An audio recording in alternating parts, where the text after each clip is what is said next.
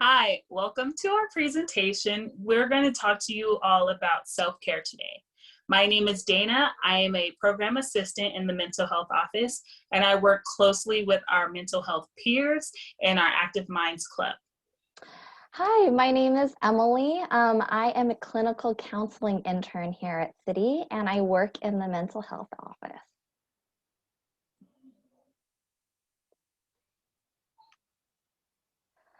So you might be thinking, what's important about self-care?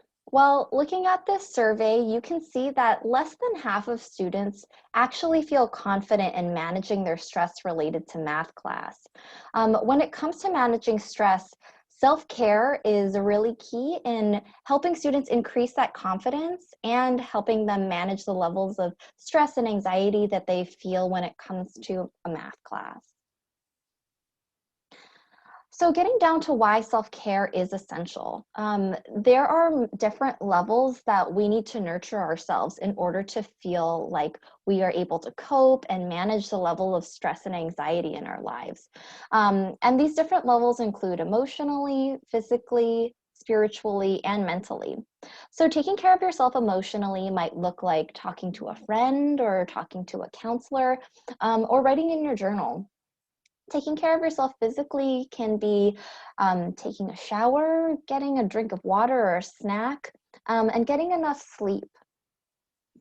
When we're taking care of ourselves spiritually, this can be in the form of prayer or meditation, but it can also just be going out into nature, sitting on the beach, going outside. And then taking care of ourselves mentally. This is doing things that really stimulate your mind and make you feel engaged. So that can be reading a book, or it can be listening to a podcast or watching a documentary. So I want to take a moment before we continue to pause and really think about what your biggest struggle is when it comes to caring for yourself. So I invite you to, write this down, or, just even think about it while we pause the video. And then when we come back, we'll discuss it. Okay, thank you so much for taking the time to write that down. When it comes to caring for ourselves, especially when we have a really busy schedule or other people to take care of in our lives, we tend to go down on the priority list so that we become maybe one of the last things we're really taking care of. So it makes sense that there are things that get in the way of taking care of our self-care. But identifying what those things are is helpful in order to come up with ways that maybe we can prioritize self-care and put ourselves up higher on that list. All right, so now that you've written down your last question, let's ask another question. So how do you take care of yourself? So take this time to pause the video and ask yourself, how do you take care of yourself? Some may take care of themselves by working out. Some may take care of themselves by journaling, and others just simply giving yourself that space to sit back and watch your favorite show. So pause it now, and then we'll resume in a second. All right. So thank you for pausing and thinking on that answer. Sometimes that question may be a little bit harder to answer than others, but it's good that we take this time out to ask ourselves what we do for self-care. So here are some extra tips for self-care. So boosting your energy. When you boost your energy, we start off with sleep hygiene, or just how often do we sleep, or how often do we not sleep? So sleeping is very important. So just listen to your body and understand when it needs a little more others. And then eat nourishing food. It's very okay to eat your favorite pack of chips or your favorite snack, but just make sure you get those healthier meals in periodically. And then exercise. We're not asking you to do CrossFit. We're not asking you to lift heavy weights, but we're just asking for you to just walk outside for 30 minutes. That's all your body really needs. And then pamper your health. Here at City College, we have the Student Health Center. And inside of the Student Health Center, we have our Mental Health Counseling Center, and then we also have our Student Health Clinic. In our Student Health Clinic, we have licensed professionals that are there to help you with any questions that you may have about your health. And then treat yourself with respect and compassion. So we're challenging you to get rid of all that negative self-talk and start talking to yourself positively and using more affirmations. So instead of saying, I can't do this, say, I can do this and I will. And then make time for fun. Watch your favorite show, play with your pet, just expand your mind. So with expanding your mind, you can take a class that interests you, learn a new recipe, learn a new language, or even watch a new podcast. It's just as simple as that. And to further explain some more self-care tips is spend quality time with loved ones. So it's nothing better than spending time with someone that genuinely loves and cares for you how you do them. And don't expect yourself to be a superhuman. It's okay to say no. And it's okay to expect others to respect your boundaries. And then get organized. Simplify your home, school, and personal life.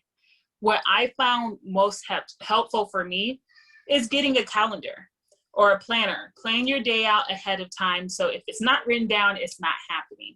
And if you can't afford a planner, or that's just not something you want to have to write in every day, just write on a piece of paper and tape it to your wall. I've done that plenty of times as well. And then also express yourself. So let others know what you need. If you need time to yourself, take that time to yourself. If you need some extra assistance or support, ask for that assistance and support. And then enjoy simple pleasures like a sunset, your favorite mug, like I stated before, your favorite TV show, or even that favorite candy bar that you can't resist. So now I want to take a moment to talk a little bit about mindfulness and meditation.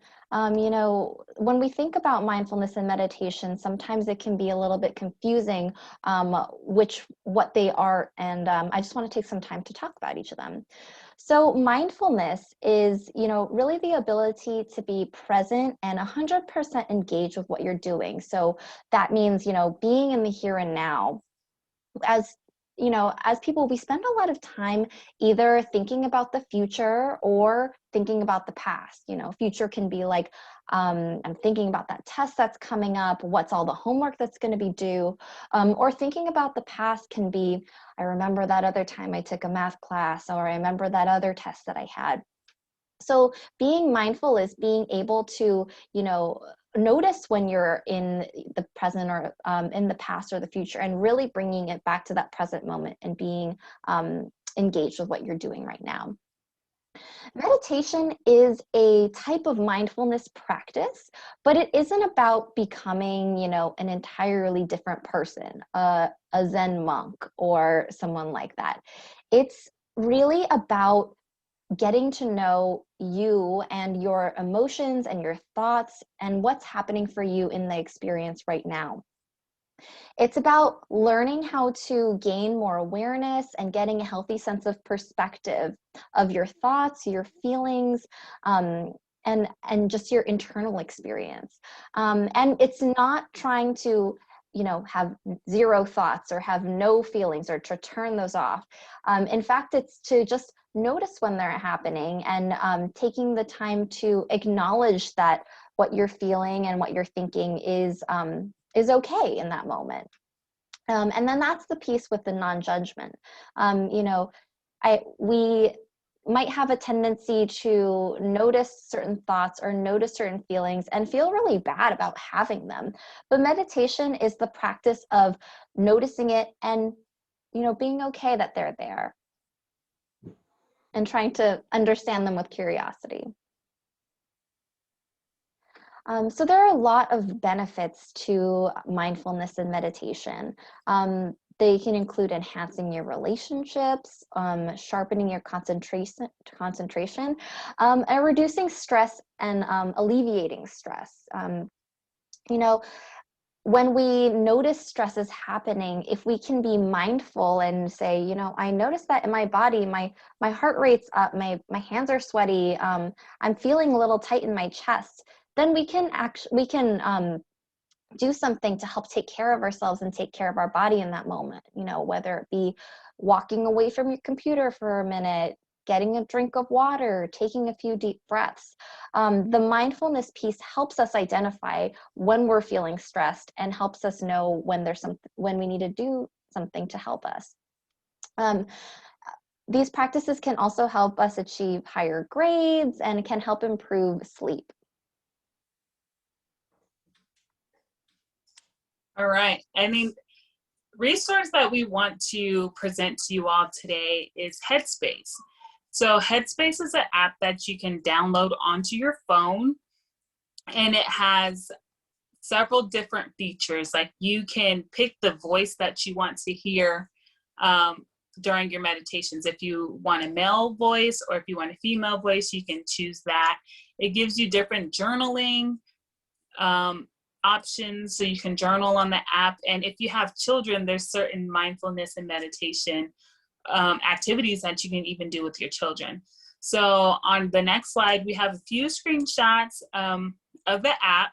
So it's showing us how you can pick the different setting options, how you can have live meditation, the different options that this wonderful app gives you. And so we just want to end by reminding you to be kind to your mind. You know, taking whatever tips really resonated with you from this presentation and incorporating those into your routine, and just really finding ways that you can prioritize taking care of yourself.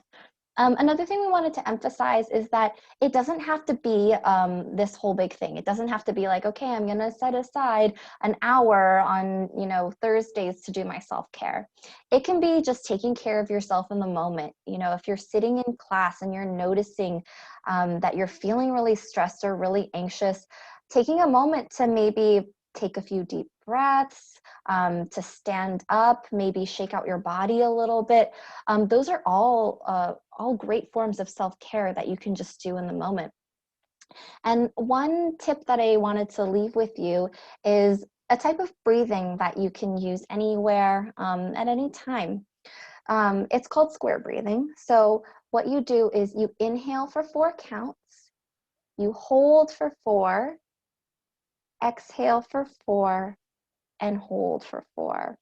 And you can repeat that cycle as many times as you need until your body feels calm or until you just feel like a little less stressed.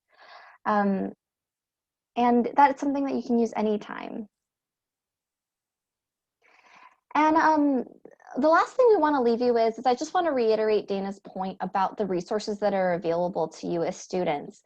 If you're looking to get some support in building more skills, please go ahead and reach out to the Mental Health Counseling Center. You can reach us by phone or by email, and all the services are included in your student health fee, so they're free, they're confidential, and that is a great resource for you to access if you're wanting some more support in this area.